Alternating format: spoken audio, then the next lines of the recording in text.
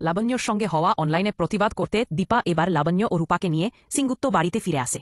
এমনটাই দেখতে চেয়েছেন অনুরাগের ছোঁয়া ধারাবাহিকের দর্শকরা। দীপা লাবণ্যর সঙ্গে বোরিঙ্গি স্কুলে দেখা করতে গিয়ে জানতে পারে লাবণ্যর সঙ্গে হওয়া অনলাইনে কথা হয়েছে। আর তখনই লাবণ্যকে নিয়ে দীপা সূর্যশেখর ও রূপাকে সাথে করে সিংগুপ্ত বাড়িতে ফিরে আসে। লাবণ্য কোথায় আছে এটা জানার জন্য দীপা দীপকে ফোন করে। আর দীপের কাছ থেকে জানতে পারে তার মা উর্মি জোর করে লাবণ্যকে বোরিঙ্গি স্কুলে দিয়েছে। এরপর দীপা দীপের কাছ থেকে লাবণ্যর স্কুলের ঠিকানাটা নেয়। আর পরদিন সকালে তার জন্য অনেকগুলো গিফট নিয়ে সেই বোরিঙ্গি স্কুলে পৌঁছে যায়। এরপর দীপা স্কুলের ম্যাডামের কাছে গিয়ে বলে ওঠে, আমি লাবণ্য সেনগুপ্তর সঙ্গে দেখা করতে চাই। এদিকে স্কুলের বাচ্চারা লাবণ্যকে খুব জ্বালাতে থাকে আর একজন তার হাতটা চেপে ধরে বাইরে নিয়ে আসে। তখন লাবণ্য হাত ছাড়িয়ে দিয়ে বলে ওঠে, তোমরা আমার হাতে এত জোরে চেপে ধরেছ, আমার খুব ব্যথা লাগছে। এদিকে দীপা লাবণ্যকে দেখে তার কাছে ছুটে আসে আর গলে ওঠে, লাবণ্য মা, তুই কেমন আছিস? দেখ, আমি তোর জন্য কতগুলো খেলনা নিয়ে এসেছি। তুই যে চকোলেটটা খেতে ভালোবাসিস সেই চকোলেটটাও এনেছি। আর দীপা লাবণ্যের হাতে সবকিছু তুলে দিয়ে তখন লাবণ্যের রেগে চিৎকার করে সেগুলো ফেলে দিয়ে বলে ওঠে, চাই না, আমার কিছুই চাই না। তখন দীপা কান্না করে লাবণ্যের দিকে তাকিয়ে বলতে থাকে, তোর মায়ের উপর অনেক অভিমান হয়েছে তাই না মা? দেখ, তোর মা তোকে নিতে এসেছে। তখন লাবণ্যে হাত ছুড়ে দিয়ে চিৎকার করে বলে ওঠে, আমার মা নেই, আমার মা মরে গেছে, আমার কেউ নেই। লাবণ্যের মুখে এই কথা শুনে দীপা আবেগে লাবণ্যকে জোরে জড়িয়ে ধরে এবং বলতে থাকে, মা, এটা কেনে বলছিস? আমি তোর মা আর সূর্য সেনগুপ্ত তোর বাবা। লাবণ্য তখন কাঁদতে কাঁদতে বলতে থাকে, আমার মা মরে গেছে, আর তুমি যদি আমার মা হতে তাহলে আমাকে এই জায়গায় ফেলে যেতে না।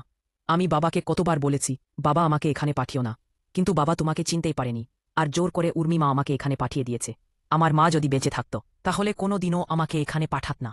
দীপা তখন লাবণ্যকে বলে, মা, এভাবে বলো না, আমি সবকিছু ঠিক করে দেব। তুমি আবার সিংগুপ্ত বাড়িতে ফিরে যাবে। ওটাই তোমার আসল জায়গা, তোমার অধিকার, তা কেউ কেড়ে নিতে পারবে না। আমি এসেছি তোমার পাশে আছি। এবার আমি অনলাইনে সব কিছুর প্রতিবাদ করব। এই বলে দীপা এক দৃষ্টিতে লাবণ্যের দিকে তাকিয়ে থাকে।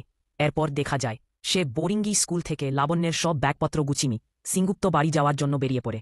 আর রূপাকে ফোন দিয়ে বলে ওঠে, তুই সোজাসুজি সিংগুপ্ত বাড়িতে চলে আয়, আমি লাবণ্যকে নিয়ে সেখানে যাচ্ছি। আস্তে আস্তে আমরা সবাই সিংগুপ্ত বাড়িতে থাকব। আমাকে যদি সবকিছু আগের অবস্থায় ফিরিয়ে আনতে হয় তাহলে সিংগুপ্ত বাড়িতেই ঢুকতে হবে। রূপা তখন বলে ওঠে, কাকিমা, সোনা তো তোমাকে ওই বাড়িতে ঢুকতে দেবে না, আবারও তোমাকে অপমান করবে। তখনই দীপা বলে ওঠে, ওই বাড়ি থেকে বের করে দেওয়ার কোনো অধিকার কারও নেই। আমি এখনও ওই বাড়ির বউ, দরকার হলে যুদ্ধকারী হোক, ওই বাড়িতেই থাকতে হবে। এরপর দেখা যায় রূপা দীপার কথা অনুযায়ী সিংগুপ্ত বাড়িতে চলে আসে। উর্মির মা তখন রূপাকে দেখে বলে ওঠে, মাকে তো বের করে দেওয়া হল, এখন আমার মেয়েও চলে এসেছে, এখন তাকেও বের করতে হবে। তখনই দীপা সিংগুপ্ত বাড়িতে ঢুকে তার মায়ের কথার জবাব দিয়ে বলে ওঠে, কে কোথায় থাকবে সেটা আপনি ঠিক করতে পারবেন না, আপনি নিজেই এই বাড়ির মেহমান। আর সেই সময় সূর্যের বাবা সূর্য ও জয় উর্মি সেখানে এসে উপস্থিত হয় আর লাবণ্যকে দেখে চমকে ওঠে। তখন সূর্যের বাবা লাবণ্যকে দেখে বলেন, কি দীপা, তুই চলে এসেছিস? আর সূর্য দীপাকে প্রশ্ন করে বলে, ম্যাডাম, এই মেয়েটাকে? দীপা সূর্যের দিকে তাকিয়ে বলে, এই হচ্ছে আমার মেয়ে। এই কথা বলে দীপা এক দৃষ্টিতে সূর্যের দিকে তাকিয়ে থাকে। এমনটাই দেখতে চেয়েছেন